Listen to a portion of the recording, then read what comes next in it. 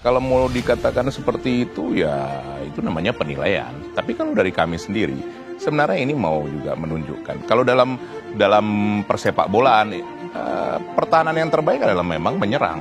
Licik, semua dosa SBY dipakai buat serang Jokowi.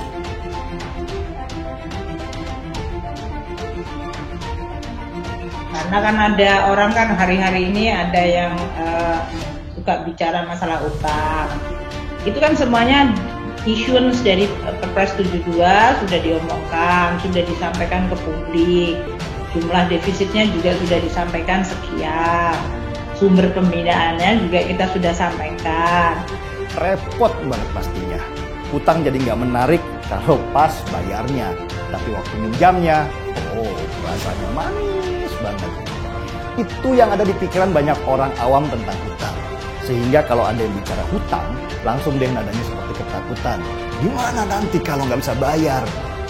Hutang nggak ada masalah. Yang masalah adalah apakah kita mampu membayarnya. Hutang negara kita bukan hanya ada sejak zaman Jokowi saja. Bahkan sejak zaman Soekarno itu juga sudah ada. Sebagai negara baru kita perlu uang untuk membangun negara kita, sedangkan kas kita kosong. Gimana caranya? Ya hutang dulu lah.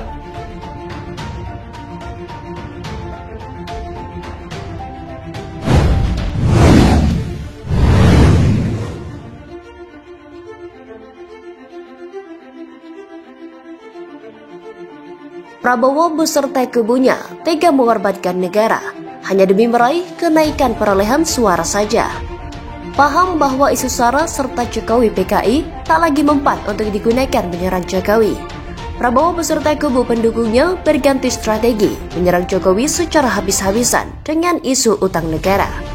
Ada begitu banyak kekeliruan Prabowo ketika menyerang Jokowi dengan isu utang negara, baik segi data maupun dari sudut pandang tinjauan kenegaraan. Seperti yang terjadi belum lama ini, dalam akun Facebook miliknya yakni Rizal Ramli memposting sebagai berikut. Indonesia akan ngutang lagi 2 miliar dolar dengan yield 11,625% di shoot 4 Maret 2019. Yield tertinggi di kawasan, padahal Vietnam keluarkan surat utang hanya dengan yield 5%. Penguatan rupiah didukung oleh pinjaman dengan bunga super tinggi. Kreditor pesta pora, rakyat semakin terbebani, Menku semakin ngawur. Menanggapi hal tersebut, Kepala Biro Komunikasi dan Layanan Informasi Kementerian Keuangan, yakni Nufransa Wirasakti, langsung merespon melalui akun media sosial Facebook miliknya, yang kemudian dikutip oleh media-media mayor sebagai berikut. Nufransa Wirasakti, 28 Januari pukul 19.37. Rizal Ramli terbukti ngawur. Siang ini ada beberapa pesan yang masuk ke WA saya, yang intinya menyatakan bahwa Indonesia akan ngutang lagi sejumlah 2 miliar dolar dengan imbal hasil sangat tinggi, sebesar 11,625%. Info tersebut merujuk salah satu link luar negeri. Info itu diakhiri dengan kalimat, kreditor pesta pora, rakyat semakin terbebani, Menku semakin ngawur. Setelah dilacak, ternyata info tersebut berasal dari cuitan pada jam 11.24 waktu Indonesia Barat di akun Twitter Pak Rizal Ramli. Tak lama banyak media yang bertanya tentang hal ini. Bahkan sudah ada beberapa media yang langsung memberitakan cuitan tersebut. Setelah berdiskusi dengan Dirjen Pengelolaan Pembiayaan dan Risiko beserta tim, didapatlah informasi yang benar.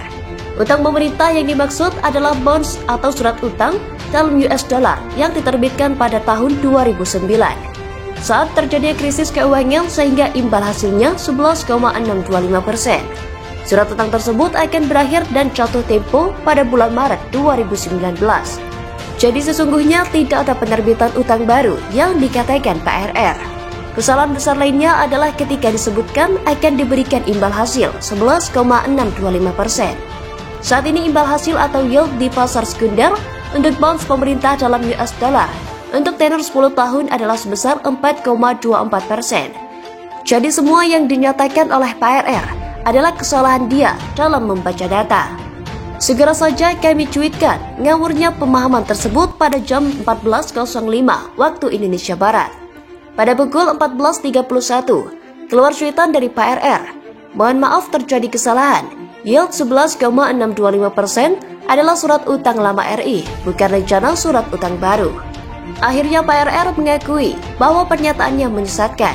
Tweetan dan status FB yang ditulis sebelumnya juga dihapus. Jadi yang sebenarnya ngawur adalah pernyataan RR, tapi yang dituduh Menku dan juga mengatasnamakan rakyat yang terbebani. Rakyat yang mana? Ada baiknya Pak RR membaca secara perlahan-lahan dan memahami dengan bijak sebelum menyebarkan suatu informasi, apalagi dengan mengatasnamakan rakyat negara. Nufransa Wirasakti, Kementerian Keuangan RI. Sebelumnya lagi ucapan Prabowo mengenai utang BUMN mengerikan telah dibantah oleh ekonom Universitas Indonesia yakni Faisal Basri. Menurut catatan Faisal, dalam kurun waktu pemerintahan Jokowi pada 2014 sampai 2018, utang BUMN sektor non-keuangan naik 60%. Namun kenaikan utang BUMN tersebut sebenarnya secara persentase masih lebih rendah dibanding era SBY.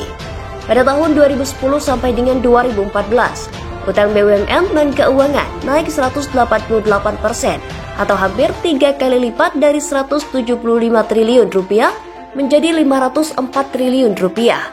Pernyataan Prabowo tersebut juga dinilai keliru oleh Direktur Research Center of Reform on Economics atau CORE Indonesia yakni Peter Abdullah. Menurut Peter, utang negara bukan hanya tanggung jawab Kemenko saja, melainkan kesepakatan bersama antara pemerintah dan DPR. Peter melihat pemerintah saat ini cukup berhati-hati dalam mengelola utang negara. Misalnya rasio utang terhadap produk domestik bruto atau PDB masih di bawah 60%. Ia juga menilai pemerintah masih mampu membayar utang negara, terutama dengan cadangan devisa senilai 100 miliar dolar Amerika Serikat. Nilai itu lebih besar dibandingkan dengan jatuh tempo dekat senilai 8,6 miliar dolar Amerika Serikat. Tidak ada yang bisa diklaim sebagai pihak yang paling bertanggung jawab terhadap peningkatan utang. Itu adalah keputusan kita bersama, ucap Peter. Yang jadi permasalahan kemudian adalah ketika dengan begitu banyaknya kesalahan data, fakta maupun yang lainnya mengenai isu utang negara, namun tetap saja digunakan Prabowo beserta seluruh kubunya untuk terus-terusan menyerang Jokowi. Tak berapa lama kemudian, Rizal kemudian meminta maaf atas informasi tersebut. Permintaan disampaikan karena ternyata besaran utang dan yield yang ia sebut ternyata dikeluarkan pada 2009 lalu. Meskipun meminta maaf atas kesalahannya tersebut, Rizal tetap bersikukuh ada yang salah dengan yield surat utang pemerintah. Ternyata penjelasannya benar-benar membuat geram. Direktur Eksekutif Parameter Politik Indonesia yakni Adi Prayitno mengatakan narasi soal perekonomian Indonesia telah gagal yang dibuat paslon nomor urut 02 itu secara perlahan menggerogoti capaian dan prestasi pemerintah.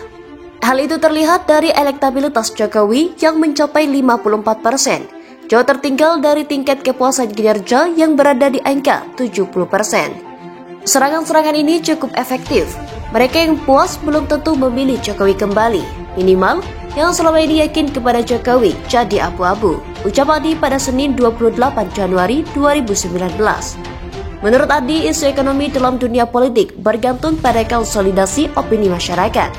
Ia mengatakan kubu mana yang sanggup mendominasi opini akan menentukan narasi yang akhirnya dipercaya masyarakat terlepas dari fakta yang ada. Ini bukan salah benar lagi. Masyarakat hanya disuguhkan oleh siapa kuat antara konsolidasi isu petahana dan penantang, ujarnya. Benar-benar Prabowo beserta seluruh kubunya terus menghalalkan strategi yang amat licik. Betapa tidak? Jelas-jelas data mengenai utang negara dan utang BUMN yang digunakan adalah merupakan dosa pemerintahan SBY. Namun mengapa terus saja dipakai buat menyerang Jokowi, hingga membuat perolehan suara Jokowi stagnan serta terpaut jauh dengan tingkat kepuasan masyarakat yang sebesar 70%.